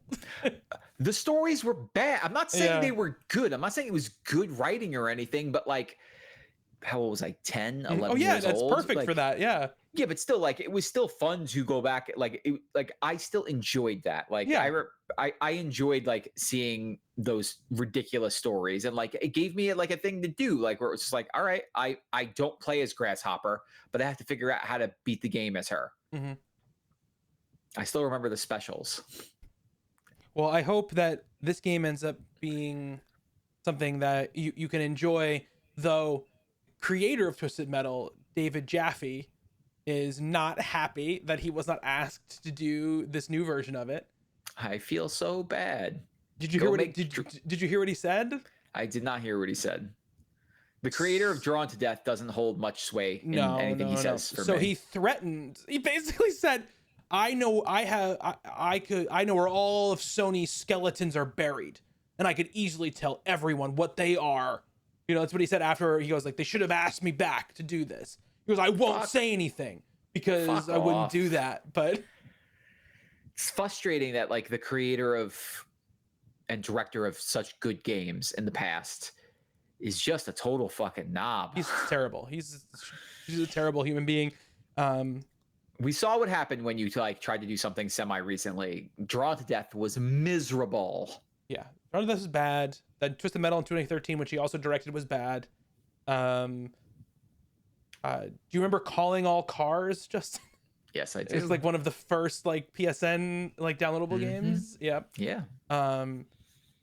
Yeah. I mean, he hasn't done really anything of note since God of War, really. Yeah. That's the last thing he did. That was of note. And it's honestly like the third best, maybe the third best God of War game. So there's that. Quickly, Justin, would you love it if people who are watching this Twitch stream right now could pay to boost our stream on Twitch? They should do that. They should do that. Well, they're gonna have the chance to, if this beta that Twitch is putting through testing right now, where where people can literally pay like they would buy bits. They can basically buy like recommendation like points for a channel, and if you get enough, it'll boost your discoverability onto like the front page of Twitch if you get enough. So this is like way back when in the Wild West of the internet, when you could just hand money to Google and be like, get me on the first page. Yeah. All the people, all those great companies that didn't have the money to do that were never found. Yeah. And the companies that had the money were the ones that just kept making the money. Yeah. No, thank you. Yeah. It's a terrible idea. It's absolutely terrible. It's a really terrible idea because it's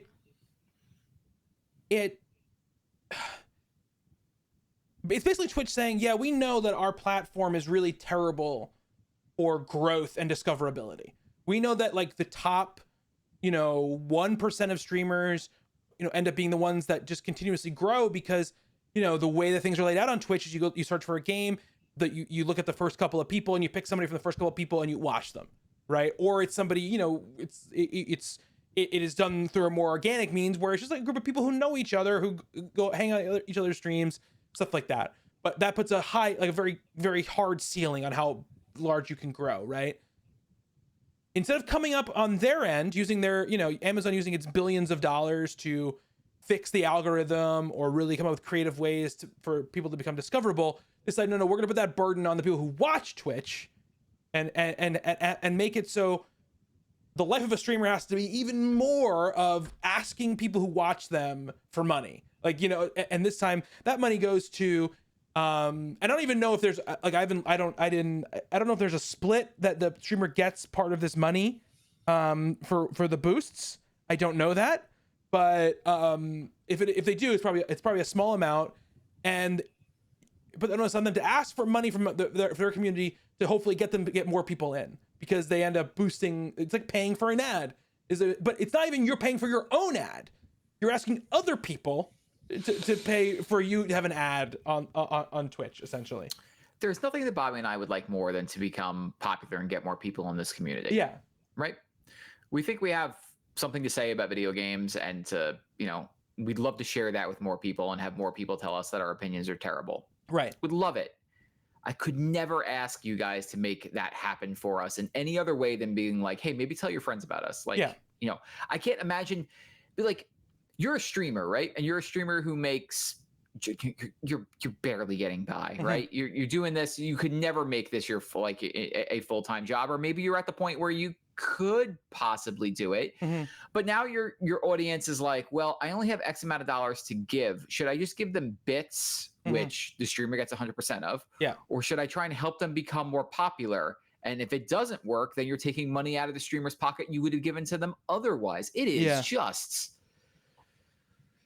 it's like borrowing from Peter to pay Paul, but like in the worst possible instances and cases. Like, oh my God, do better. Yeah. No wonder so many people are getting off this platform and moving over to YouTube. Yeah, absolutely. It's mind-boggling. It's not mind-boggling. It makes total sense that this is the answer they came up with, right? To help. It's just,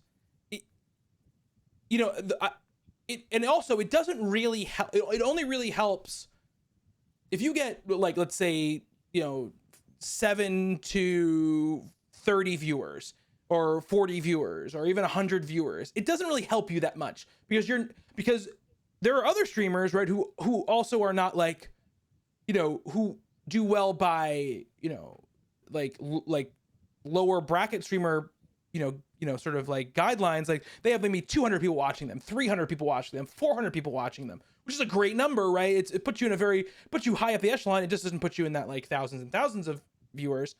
But those people, it might help those people, right? If you have 500 people watching your stream and, even like, 10% of your community or your current viewers, boost, that's probably going to help you, right? But if you're somebody who has 10 viewers, you're never going to get enough boost unless you have like a whale, right? Who's going to is going to put a ton of money into it, right? You're never going to get enough to get you on the front page. And it might lift up like the people who are just below the big people, or at the worst, it makes it, if the people who watch the big people do it a lot, it furthers the divide, right? It furthers the divide even more, where the front page goes from being like a smattering of all different people to just like, here are the people who paid to be here.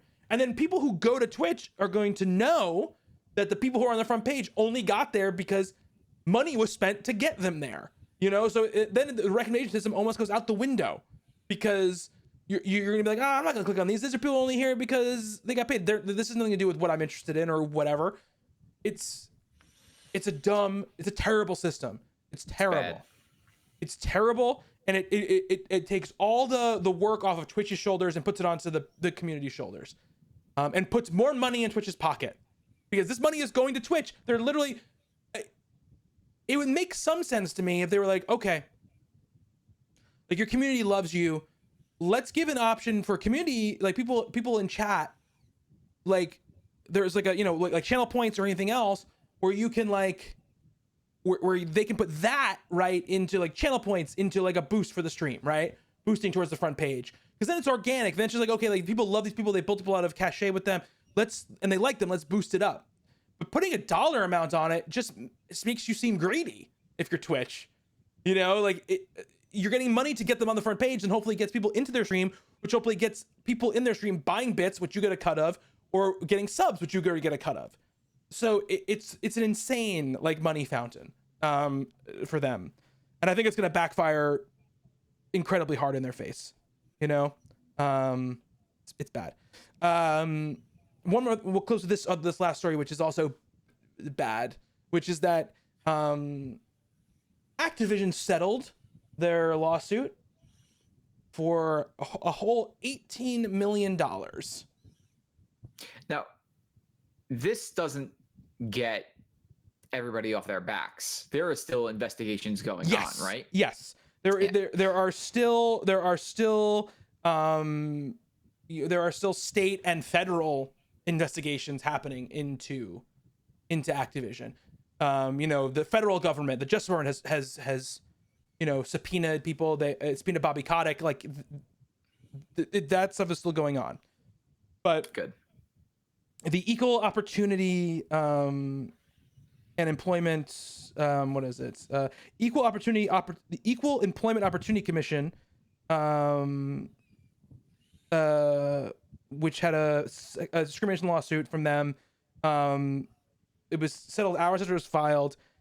There was a 49-page, like, you know, document that Activision put in consent to it, where they basically agreed to pay the money, but said they didn't do anything wrong. But they are agreeing to like pretty intense oversight. This is $18 million. Last quarter, Activision's operating income was $959 million. I believe Bobby Kotick made something like $150 million last year. I just... Yep. You kind of hope that... It's not a nice thing to say, but you kind of hope he eats it at the end of this, right? Like, yes, it's just, that's too much fucking money. Yeah. So this is separate from the discrimination suit by the state of California and investigations by the National Labor Relations Board and the SEC, which are both going after them.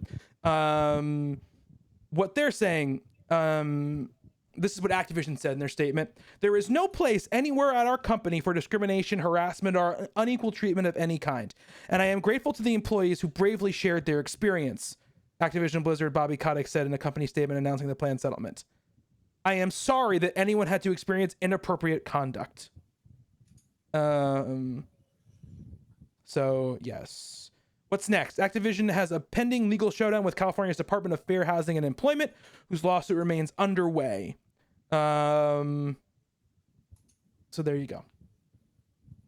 So this obviously is not the end for them, but you know, they're like the labor unions, and there was a lot of responses after this, and basically said it was like a slap in the face, Activision, the settlement, like to the people who brought the suit. So it's, you know, it continues to be a terrible situation, and it casts a shadow over everything they do. And I would say, like, just from a just the most bare, cynical business view, this is going to start hurting Activision, because they're not going to get rid of Bobby Kotick until it shows that they're not making. He's gonna cost them money. But I have to imagine it's going to start costing them money relatively soon. Yeah. Look at how much the Diablo 2 remake was just ignored. Like they didn't promote it, and you didn't hear about it like anywhere. Like Justin and I listened to a lot of video game podcasts. Did any video game podcast you listen to talk about playing Diablo 2 remake? Nope. No. I listened to like 4 different video game podcasts from 4 different outlets, and then nobody talked about it. So, you know, that's the kind of thing that, you know, it will end up making a difference at some point. So, that's it for the news. We have a couple of questions here. Okay. Historic Me on our Discord, Justin, asked, What was the shortest amount of time that you've ever given a game before knowing you were done with it? What was that game? Some Goose Game came out on Twitch, not on Twitch, goodness, on Game Pass today. I played it for like 5 minutes and I was like, oh, okay, it's Mega Man, and then deleted it. What Goose Game? There's what was the name of this game today? Hang on, I'll tell you. I thought you were talking about Untitled Goose Game for a moment. No. Game Pass new games. Crap, where is this thing? It just came out today. Here we go. Well, you come up with an answer while I'm looking this up. I'm trying to think. I can't think of the game that I dropped the fastest, but I can remember the game that I dropped the most dramatically, which was Mighty Goose. That was the game. Okay. Which was the first Mirror's Edge. Really? Yeah. I got to a point. I rented it from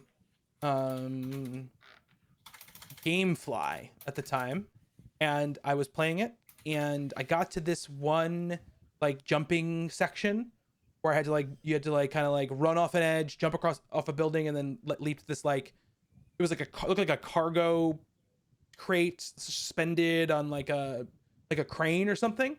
Mm-hmm. And I couldn't make the jump, and I must have tried this one thing in it, I don't know, this one jump 15 times, and couldn't get it. And I tried, and I got so angry that I went over to the Xbox, pushed the eject button, took the game out of the disk drive, put it back in the Gamefly envelope, sealed it, walked out to the mailbox, and flipped up the lever on the mailbox right then, and just walked away. I couldn't do it. I was like, I can't do this, and I was like, nope, I'm done. Not worth it. I remember that being the most dramatic one that I did. That I was like, nope, this is not something I'm gonna want to play. I can also remember. Do you remember that game? I don't remember. Was it 1,000 Foot Robot Golf? Do you remember that game that came out a couple of years ago? It was a VR game. It was a VR game. But you could also just play it and not VR. I was very excited about it because I think it was that. What was that guy? The guy who made Roundabout. Was it that guy who made it? I think so.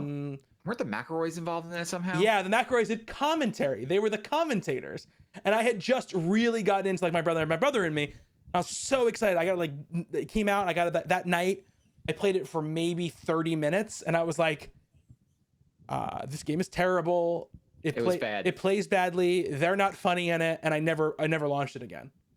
So that might have been the fastest. But there are lots of games that I buy and play very little of that aren't because I hate them. I'm bad at picking up games and playing more of them. Can you think of anything, Justin?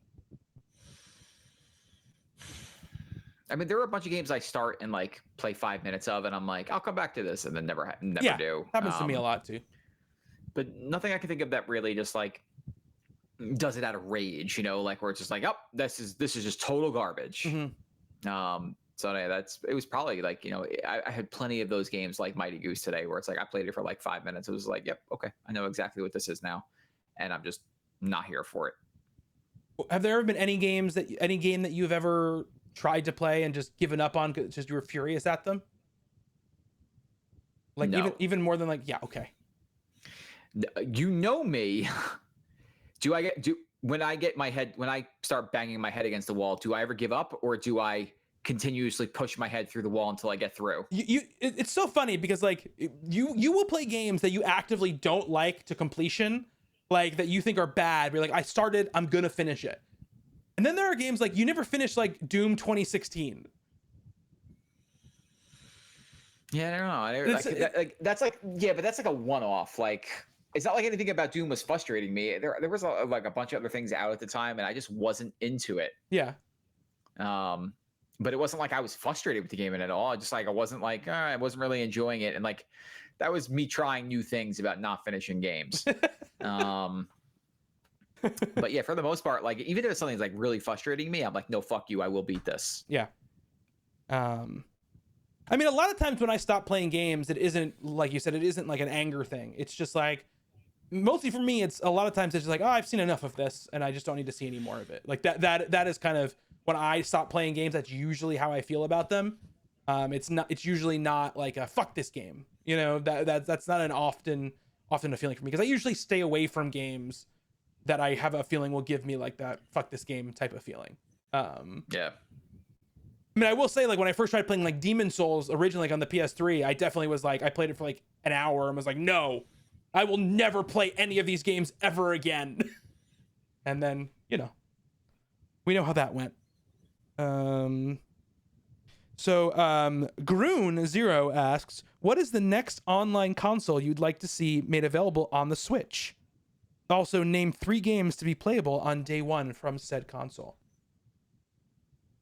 What do you think, Justin? I don't know. What else could they add to the lot. Switch? Like, They don't even have I as mean, many could they add the consoles on the Switch as they had on the original Wii. Yeah. So I would have said Genesis, but we Okay. got that wish. we got that wish. Shoot, man. The GameCube? Okay. Question mark? I think he was fine. What games would I like to see? I don't know, Wind Waker? Okay. Twilight Princess? Just Zelda games. I 4 don't know. Swords Adventure. No, because I mean, like, I would say Sunshine, but you could play Sunshine in that collection. Yeah, not anymore though. If you didn't buy it, Yeah, I have it. you could also play Mario 64 in that collection, and it's in the N64 collection. Yeah. Shit, man, I don't know.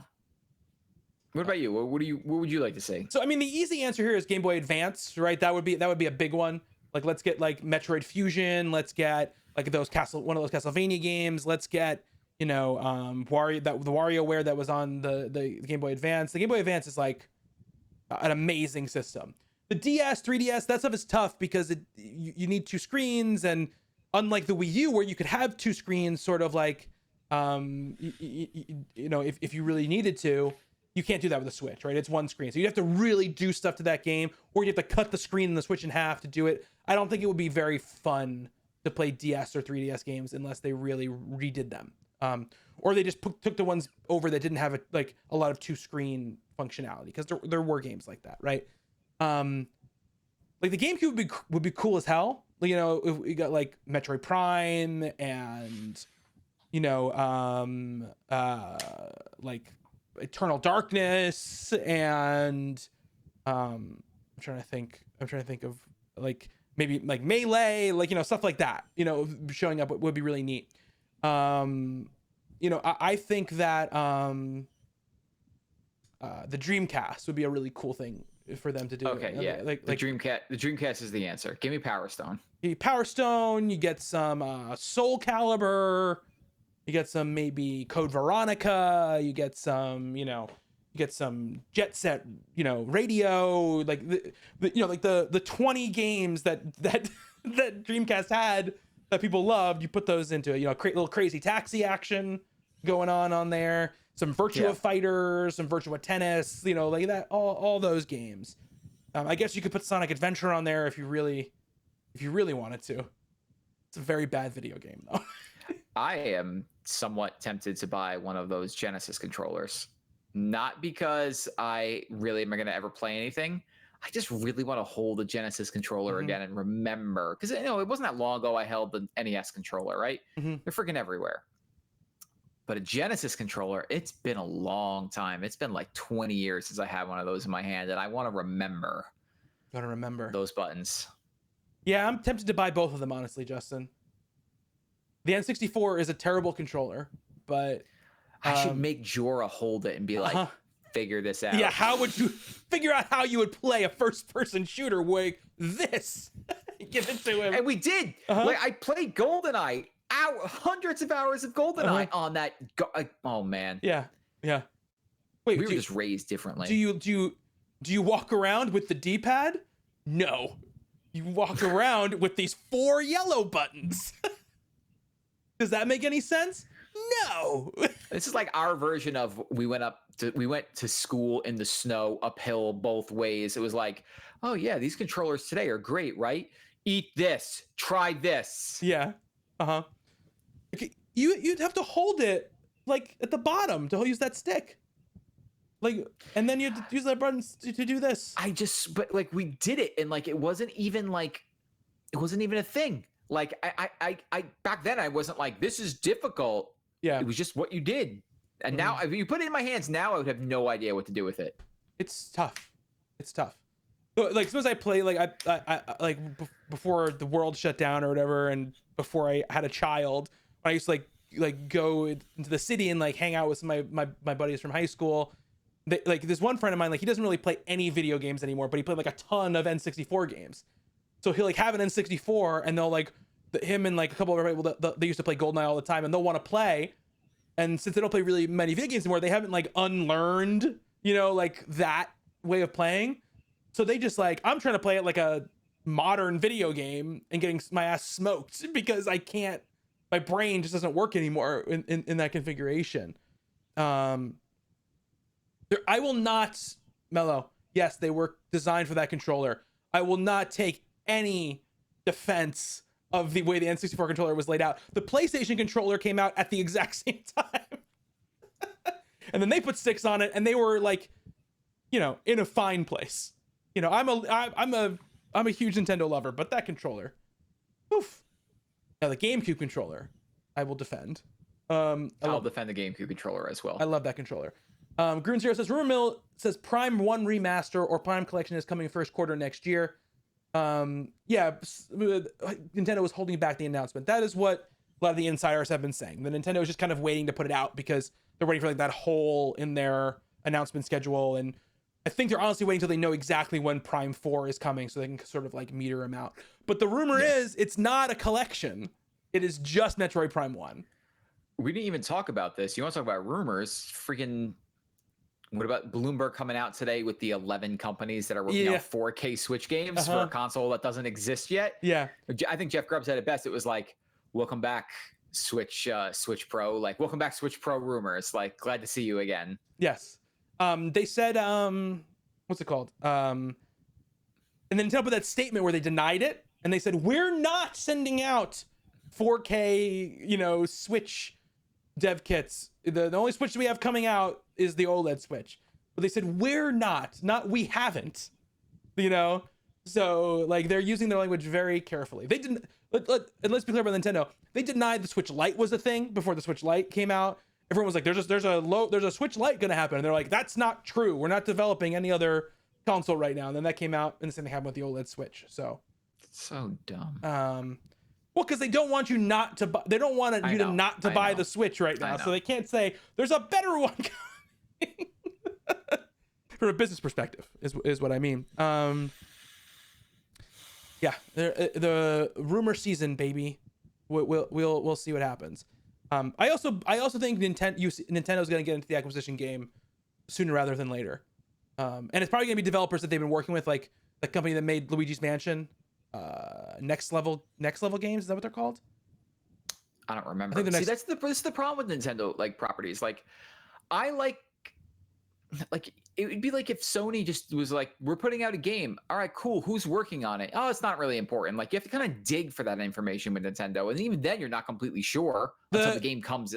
Yeah, the games they work on with second party studios or whatever usually have studio names on them. Yeah, but like I would love to know, like, okay, Nintendo owns this studio, and it's, even if it was like Nintendo East or whatever, and then it's just like, okay, that studio is the one that does Mario Odyssey, and this other studio, Nintendo West, is this studio that handles these games. So that way I could know, like, okay, cool, we know that East just put out Mario Odyssey a couple of years ago. What are they working on next? Then, like, you really have to dig for that information. And in a way, it's not as exciting. Like, because we get excited knowing, like, okay, what's Naughty Dog working on? What's Insomniac working on? What's right? But the other part is Playground working on. I think sometimes they don't want you to know. Yeah, I know. That's because they're the worst. Because they don't want you to be like, I don't want to play this Mario game because it's not from the people who made that other Mario game. They just want you to want to buy the Mario game. That's why they do it. But it's also because I hate giving them any money. It's also because, like, I think it's partly because it's somewhat, you can say from the negative, but the positive is also, like, there might be a game that they put out that you end up loving, that maybe if they said, like, oh, this is from a new team that hasn't done this before, or this is the team that made this, and it was a game you didn't like, you might be like, oh, I'm not going to try this game because it was from a team I didn't like, you know? But if they just say, this is from Nintendo, like, that's why they do it, you know? I get the reasons for doing it, but again, you would still have to pay attention. You'd have to be really paying attention, like us crazy people who are, you know, all the studio names. The average person on the street is just going to be like, Mario, cool. Yeah. But, like, you know, they're not going to be able to be like, well, this is the one that made Paper Mario, and that Paper Mario wasn't as good as the last one. Yeah, but they don't. So but they're also worried about people like you. So they don't Nintendo's not worried about people like me, because if they were, they would enter the 21st century sometime. One of these days they would do it. Maybe.